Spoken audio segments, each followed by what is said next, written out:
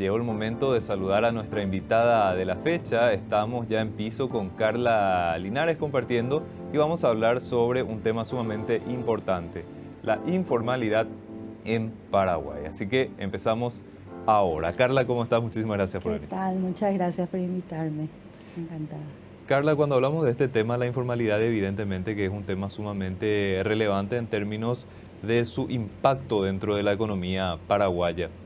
Explícanos un poco acerca de este último informe que estuvieron sacando en ProDesarrollo sobre la informalidad.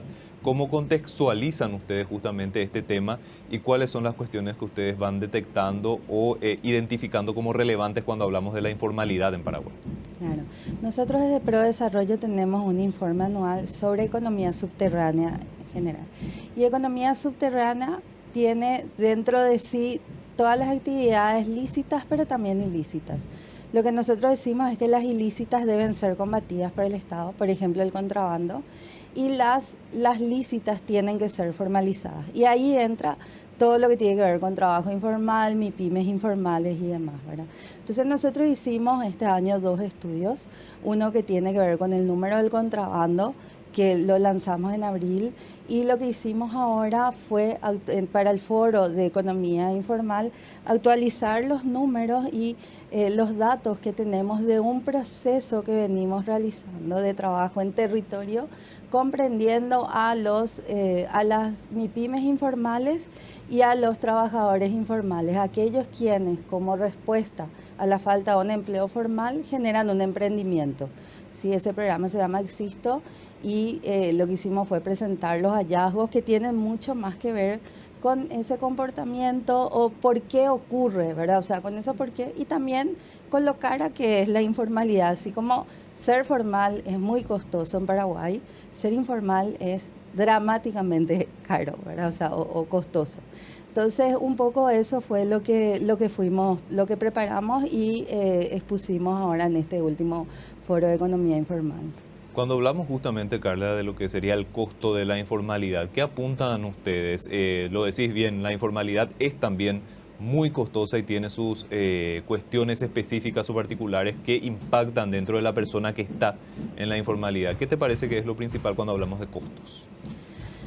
Realmente son múltiples variables. Te voy a dar tres que son súper importantes, ¿verdad? Uno, el sistema de protección social, ¿verdad? La mayoría de las personas con las que nosotros ahora trabajamos son mujeres y ellas son beneficiarias de algún tipo de programa que les expulsaría si es que ellas tuviesen un RUC.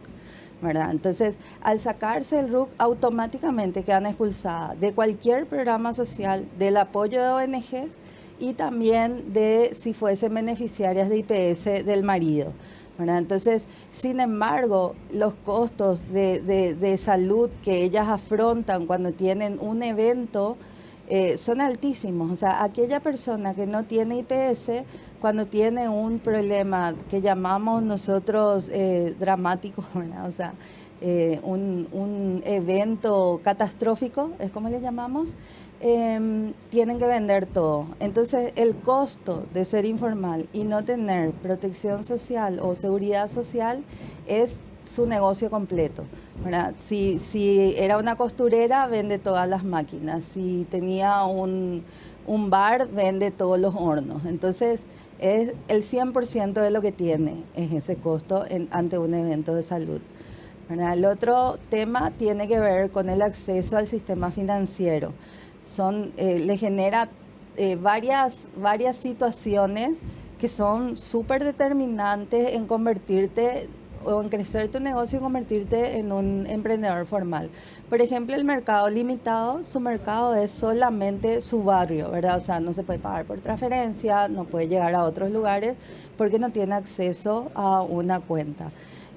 También tiene que ver con la usura, no tienen acceso a créditos, entonces generalmente recurren a prestamistas del barrio, que son usureros, que cobran unas cuotas con unos intereses increíbles. Tenemos un estudio realizado desde ProDesarrollo, donde hicimos una encuesta a 500 personas en Asunción y área metropolitana, donde sabemos que llegan a devolver el 100% en el día, y eso anualizado te da unas cifras así ilógicas, ¿verdad? O sea, que de no creer, ¿verdad? Entonces, el tema de la usura es fuerte, el tema del mercado limitado y también la posibilidad de ahorro, que hay una concepción muy paraguaya, muy nuestra de la solidaridad, que es importante, ¿verdad? Incluso tiene una palabra, el yopoy, que es el de todos, el de ser solidario, pero a veces hace que ellas no puedan decir no ante una situación de un vecino o un familiar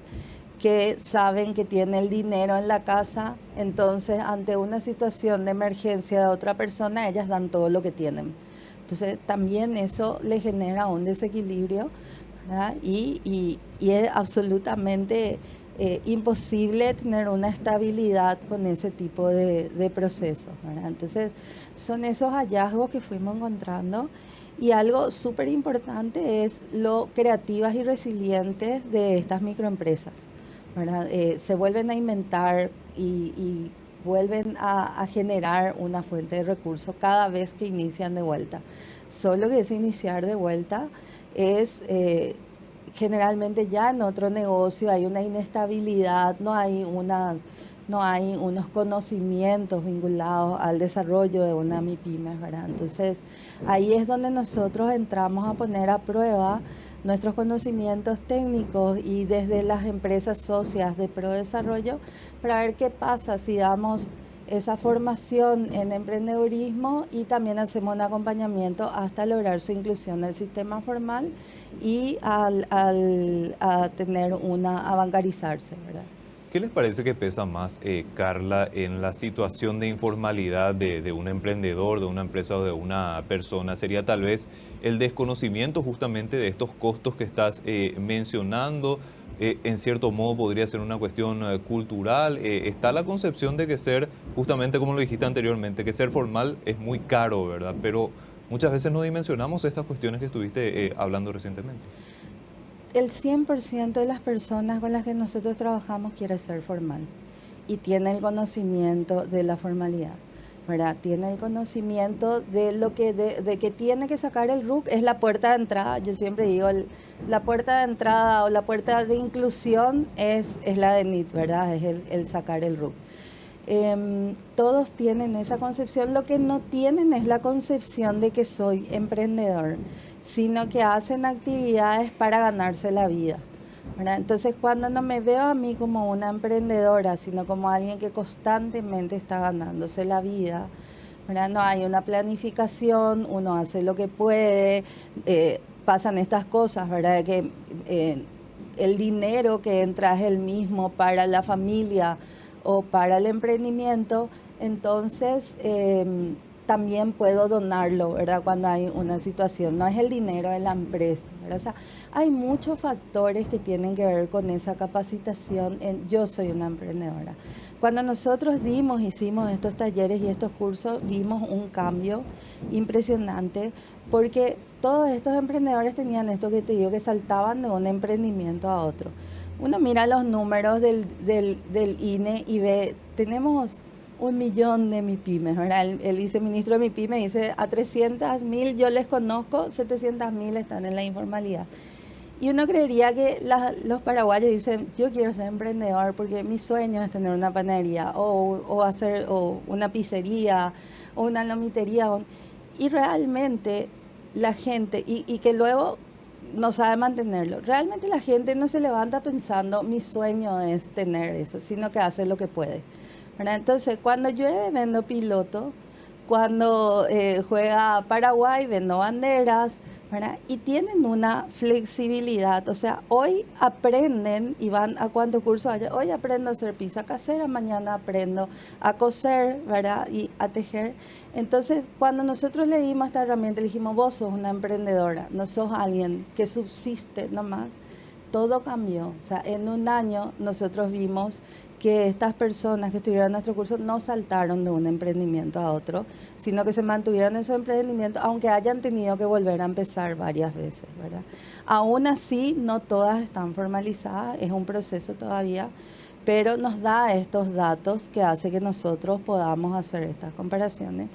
Y la conclusión para nosotros es que las MIPYMES informales son una respuesta a la falta de empleo formal, ¿verdad? No una decisión de tengo un sueño de ser esto, ¿verdad? Y estas reflexiones son fundamentales, me parece, Carla, teniendo en cuenta de que entiendo que el propio informe lo cita, la economía paraguaya ha crecido muchísimo durante los últimos años, pero la informalidad se mantiene prácticamente invariable. No tenemos grandes resultados en torno a la reducción de la informalidad en Paraguay pese al crecimiento económico. Y eso es una cuestión que nos interpela a todos, porque Paraguay tendría que tener un crecimiento económico sostenible e incluyendo a todas las personas que forman parte de la actividad económica. Nosotros en nuestro informe los últimos 3 años vimos un crecimiento en la economía informal, en la economía subterránea. Estamos al 47% del PIB en este momento y aproximadamente el 65% de las MIPYMES son informales. O sea, es un problema gigante. Es de hecho un desafío para las ciudades, ¿verdad? Sabemos que la informalidad, tanto en su forma económica como en su forma de ocupación del espacio en los asentamientos informales, son los grandes desafíos que tenemos como ciudades y como país, ¿verdad?